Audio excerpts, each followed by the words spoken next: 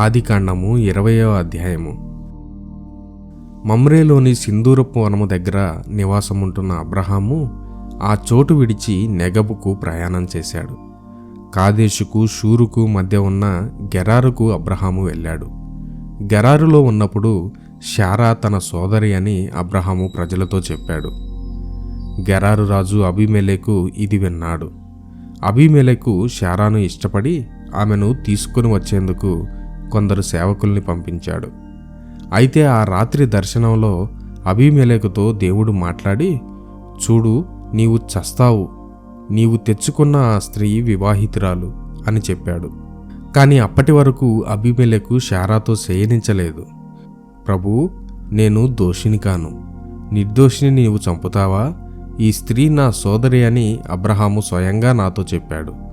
ఆ స్త్రీ కూడా ఈ పురుషుడు నా సోదరుడు అని చెప్పింది.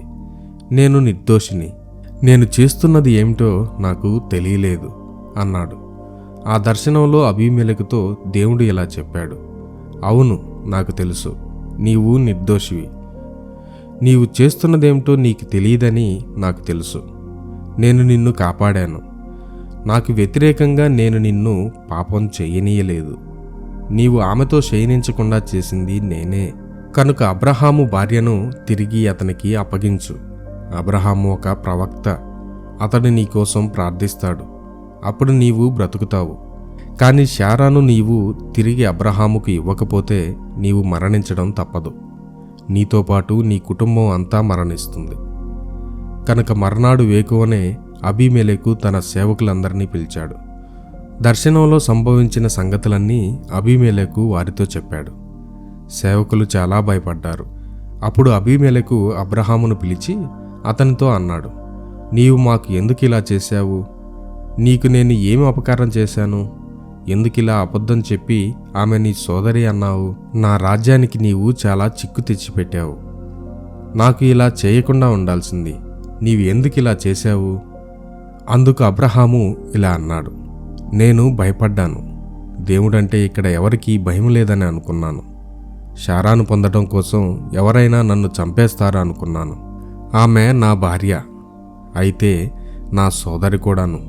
ఆమె నా తండ్రి కుమార్తె గాని నా తల్లి కుమార్తె గాని కాదు. నా తండ్రి ఇంటి నుండి దేవుడు నన్ను బయటకు నడిపించాడు. అనేక చోట్ల సంచారం చేసేటట్టు దేవుడు నన్ను నడిపించాడు. అలా జరిగినప్పుడు నీవు నా సోదరివని ప్రజలతో మనం వెళ్ళిన చోటల్లా చెప్పు. నాకు ఈ మేలు చేయి అని నేను శారాతో చెప్పాను. అప్పుడు జరిగిందేమిటో అబీమెలెకు అర్థం చేసుకున్నాడు. కనుక శారాను అబీమెలెకు తిరిగి అబ్రహాముకు అప్పగించేశాడు.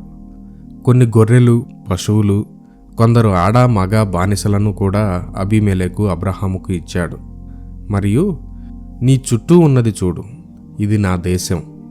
నీకు ఇష్టం వచ్చిన చోట నీవు ఉండవచ్చు అన్నాడు అబీమెలెకు. చూడు, నీ సోదరుడైన అబ్రహాముకు 1000 వెండి నాణెములు ఇచ్చాను.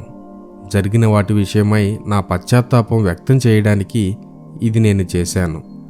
నేను సక్రమంగా జరిగించినట్టు అందరూ చూడాలని నేను కోరుతున్నాను అని అబీమెలెకు శారాతో చెప్పాడు.